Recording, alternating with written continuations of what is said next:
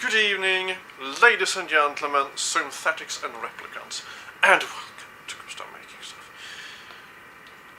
It's time to make the Blade Runner Decker's gun, except it's that gun from Fallout due to it has a round stock, because orange translucent plastic is very difficult and very expensive. I noticed when researching this. So, we're gonna make this. It's gonna be great. So we are starting here by taking this 30mm tube here and marking out all the little cuts that is going to be in it. And you see I am measuring from the computer screen, which I have put up what I think it's the correct size of it, but it's a kind of still pretty big gun. But anyway, I still recommend you making this kind of props so they fit your hands if you are going to use them. Anyway, so you see, now we have done all the little cuts here, and finally we will drill some little holes in it where they are going to be cut, and also taking the X-Acto blade there too, and also a little bit of that this didn't really work. I didn't really think about this, so but anyway, you see, I just used brute force and it would work itself out. This is why I want a milling machine, but they're quite expensive. Anyway, so now you see I am taking here and making my little hacksaw here, and this little hacksaw guiding device here, so there will be some kind of straight thing, you see. I am spinning it around, so we will have you see that it will measuring up a little bit straight.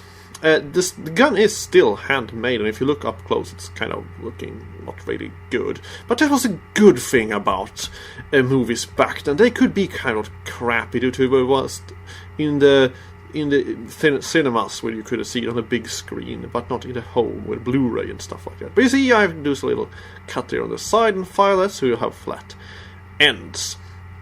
Anyway, so you could hide a lot of things in the darkness back then.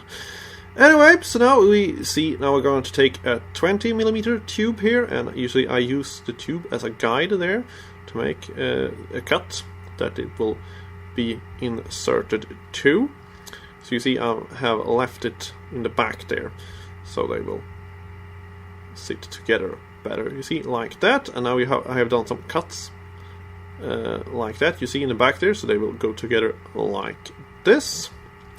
Now that the front piece there was a little bit too long, so I had to cut it off a little bit later in the process, so don't worry about it. You see, we can put it together with some details there. Now we have a 25mm tube here, half of it, which we will do the little slot that the impossible bullet will be put into, because basically there is no barrel length here. But anyway, don't question the logic of this gun, because it's really cool.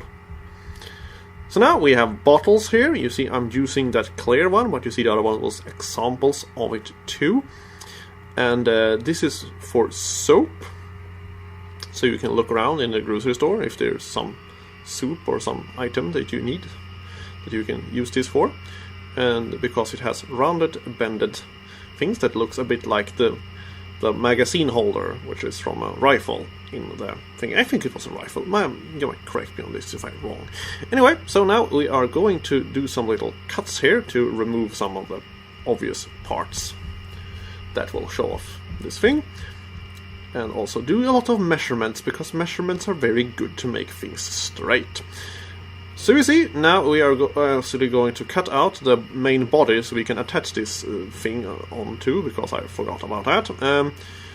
So you see, now I have two parts of foam here, and lying them like that. So you see everything will mesh up correctly, but still it wasn't really correct. I will show you in a little bit.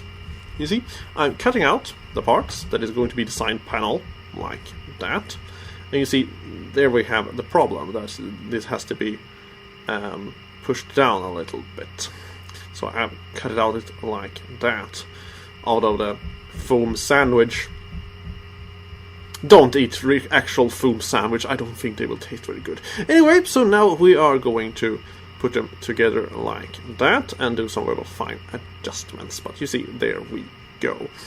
And now we're going to assemble these things, but there was a little bit of adjustments to be made also you will see in a little bit after I cut in the holes of that we have to sandwich this together a little bit more. So we have to cut out in the sides there and also glue these parts on the inside, which I forgot to film, but you see them right with my hand there, the two parts climbing these things together. And now we put in the LED there. This is a little bit of an emergency solution. You can probably wire this better, but this will work. Now we see I have put a little bit of a lid inside of a 25mm tube and a 12mm tube in front there. Now I'm holding it that and lots of glue on it, so it will hold its shape. And now we are going to cut a little detail thing here on the side and put it there. Because this pen worked very good for, pencil, sorry about that. You see, there's a bit of a translation error going on in Sweden for pencil and pencil are the same word. Almost. No, brush. So you see, I'm messing it up. Anyway, foam there. Forgot about what I said. And now we are going to put on this little side panel here, which we will use in this styrofoam dense foam here. And it is going to be taken off later because these does not react well with spray paint. But anyway, so we are going to have a very sharp knife here to cut this out, so it will have very nice lines. And also we are going to sandpaper this also, so it will be nice and fine. And also a little bit of quick touch with the heat gun, so it will seal up in a very nice way. So basically, if you put more time into this, you will probably do a fantastic job. I spend 2.5 days or something like this building this, because it's a thing that needs to be done for a thing. You will see later. Anyway, so now we're going to make a hole to put the little screw there. That's a flat head there. And now we are going to put here on the inside a little bit of foam here and cut out the basic shape of it. Because I find this a fantastic product at a Harvard's hardware store that is epoxy putty. It was kind of like expensive for that amount, but it's very, very good for certain things like this, and also repairing your boat. But now we're gonna make a gun instead. You can buy this in optional color. But anyway, you see, like that. And now we are going to put a little bit of a detail there and also sand this, because it's very easily sanded. You see, now it's sanded over there. Now we are going to do the handle. That will not be in clear orange plastic, because that cost like 150 euros for half a liter, and that was just a no. If you can buy like an optional pre-made, well, do that if you want to. But anyway, you have a sandwich there glued together like that, and now we are going to grind this with the rotary tool there. You see, it's just a sandwich with a pole inside it. A foam sandwich with a pole. It probably tastes worse than the usual sandwich made out of foam.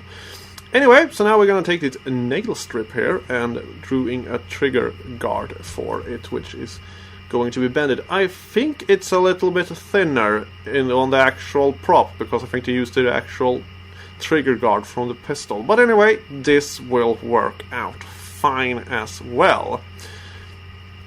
Usually you can see how I do it, so you can do this with some thinner metal strip. But anyway, and I'll cover that with duct tape, because when you paint it, then it will look kind of much like a metal guard thing. Now we're gonna put a nail, and then we're gonna put a trigger through it, made out of foam also, because that was easy. I do have plastic triggers, but I do a little bit of cock up. So you see, now we have that, and we have the little LED there. So that's the thing I mentioned before there. So now this is gonna be like that. So we will cover that thing up and also put a little bit of plastic in front of it, so it has something to not slide out of. Quick and easy solution, I think. Anyway, now a little bit of a plastic rod in front of there, and now we're going to do the some kind of, how do you call it, thing you pull out bullets with on rifles. They probably have a word for it, which I don't remembering right now. There we go, and now we're just going to pull it and glue it like that. But first, we are going to put on the side panels, just to see that it will be in the straight place. Then you will glue it. But now, to the other side of it. I have this jar of medicine pills, which we will do the magazine thing on it. It's a little bit hard to find good picture on that side of the gun because it's not very cool, so the most pictures are not that so. But anyway, we're going to put a little bit of a Kinder Egg on top of it, so it will have this bent, rounded side. And now we are going to take the other half of it and draw where that detail is going to be, and cut it out and slide it over and glue it in place. So there we go. Fantastic, isn't it? And also I've put a little plastic side on there for the mechanism thing.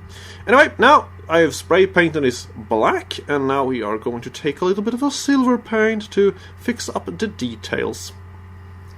This is going to be silver, and also put some darkening, a little bit of so the details will pop a little bit of that.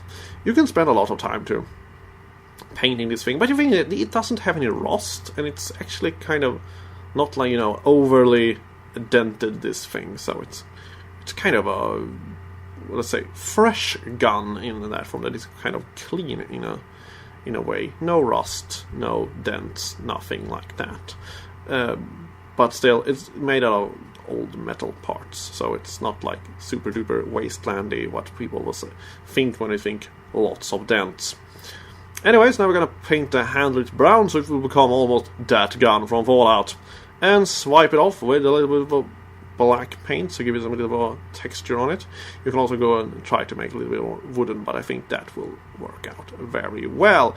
So now, you see, there it is. Thank you for watching, and subscribe for more videos, because I'm trying to do a video a week with builds like that and also other stupid things. So, thank you for watching. I hope you enjoyed it. See you later. Bye. Now, a little bit of an end word here from this fantastic build here, that I do want to thank two people I find on the internet that made this. The other one was Adam Savage, supplying me with a lot of things untested, and also William Shakespeare, who many of you are pointing out that they also have watched and seen him done stuff. So I'm just gonna answer the common questions about him.